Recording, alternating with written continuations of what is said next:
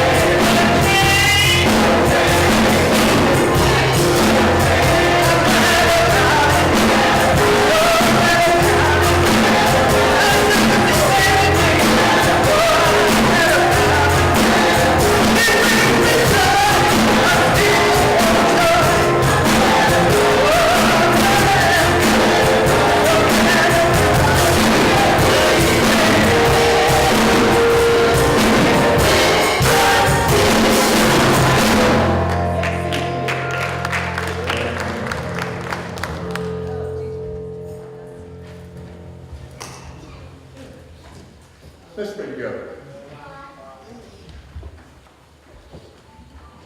Lord, our hearts are open now, our minds will receive, so that our mouths may speak words that change the world for your love. Come, Lord, and have your own way. You are the potter and we are your clay. Amen. Today we continue the sermon series now that Jesus has arisen. So what happens now that he is alive? And we're looking at a story today about this is the fourth appearance of Jesus to the disciples after his resurrection. Now, the disciples were doing what they did best. Doing what most of us do when we find ourselves in kind of an in-between time. We're not quite certain how to go forward. We're not certain what's coming next.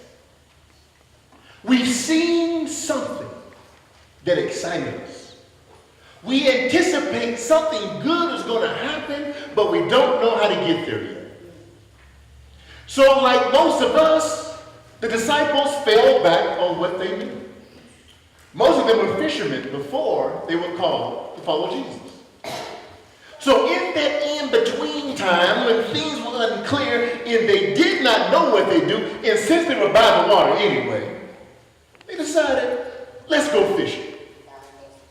And so they stripped themselves down to their undergarments because that was the custom. That's how they fished. They fished comfortably. They threw out their nets and all night long they waited for something to jump on in.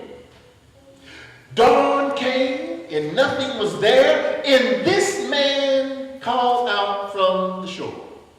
And I love the way the Bible writes this. Jesus, whom they did not recognize, asked a question that he already knew the answer to. And you know when you ask a question to which you already know the answer, you know how you get that little smile on your face? Because you know you got it. You kind of have a little lilt in your voice when you ask the question because you know what the answer is going to be. So you called up, hey!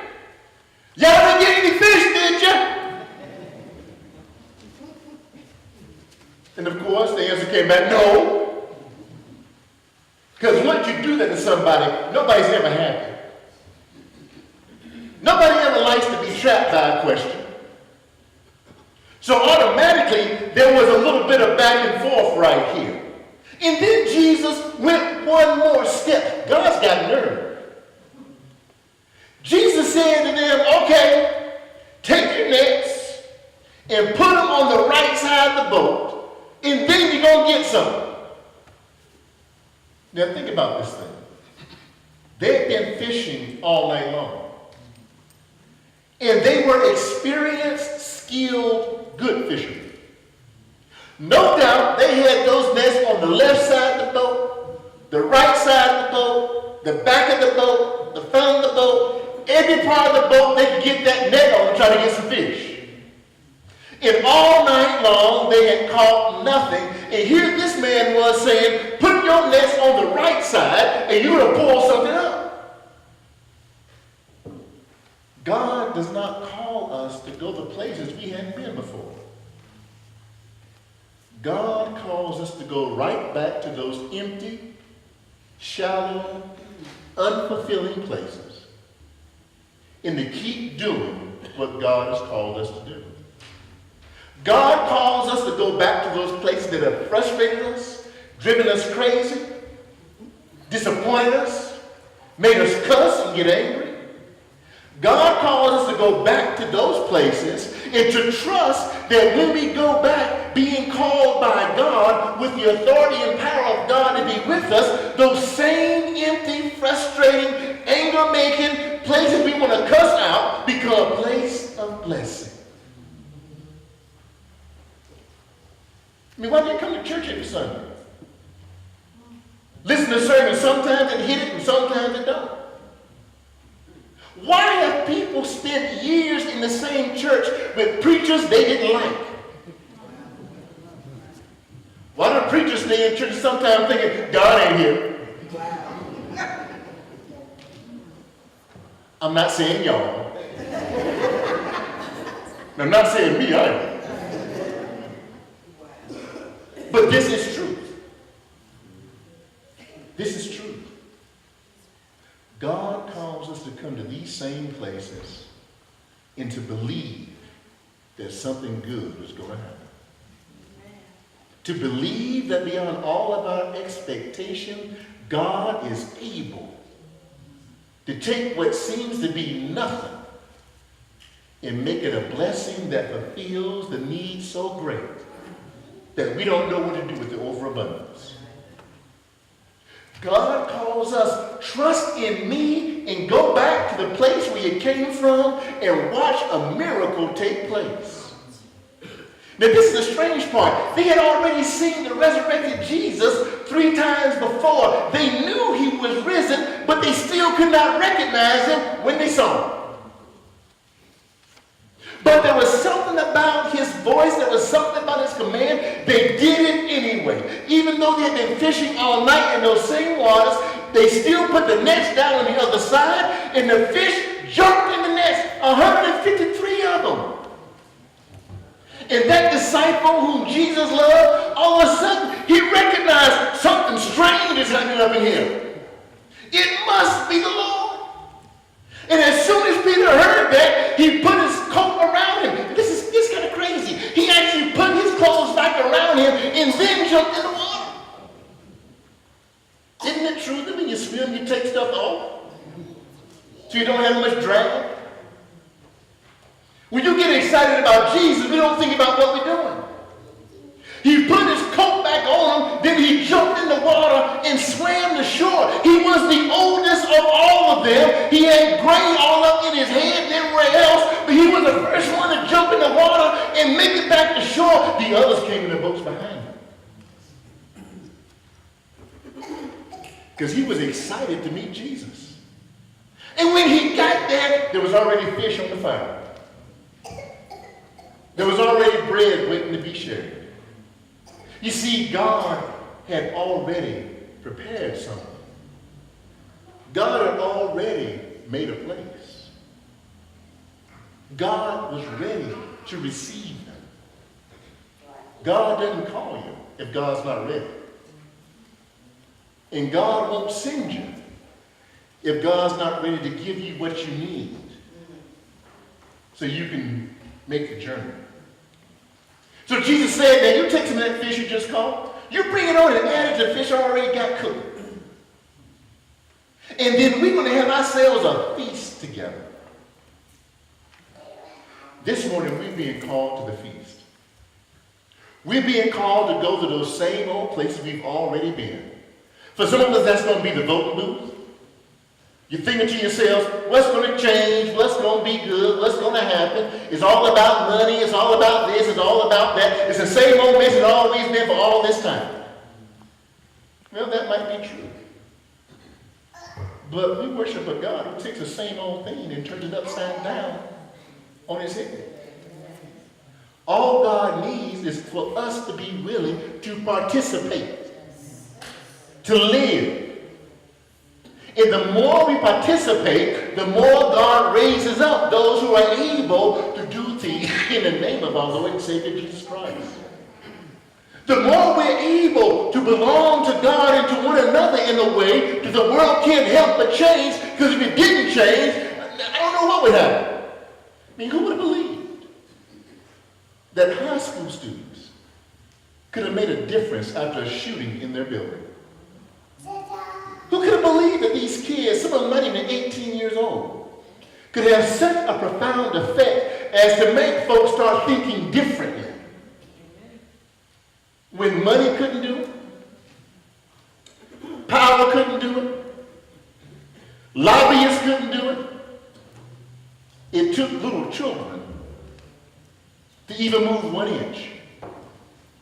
But we've heard that before, right? And a child shall lead them. It's not that 2-year-olds going to become a president of the United States of America.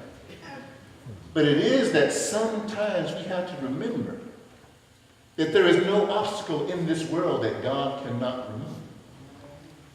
When I was a teenager, I was going to do everything. When I was a teenager, it wasn't nothing going to stop me. I had the energy, I had the power, I had the strength, I had the determination, I had the wonderful blessing of ignorance. I had just what I needed to be inspired to go forth. And then when I grew older, my wonderful blessing of ignorance got all covered up with disappointment, cynicism, a belief that I had no power to do anything at all. Until a child reminded me, all things work toward the good for those who love God and are willing to live according to the purposes of our God in heaven. All things change for the good for those who are willing to love God, to work and live according to those purposes that bring the kingdom values to the world. There is no mountain so high that when God speaks, the mountain can't be removed.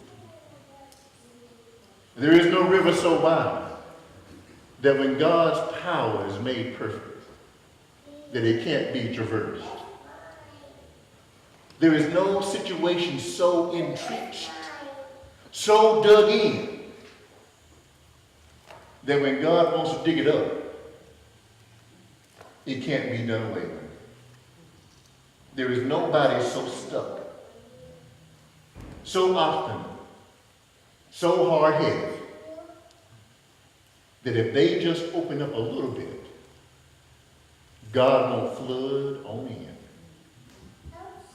In other words, we don't know what's lost until God says it's lost. We don't know what's condemned until God says it's condemned.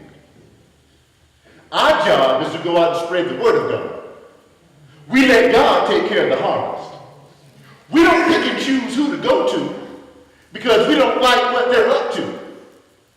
We go to everyone God calls us to and trust that God's work will be done.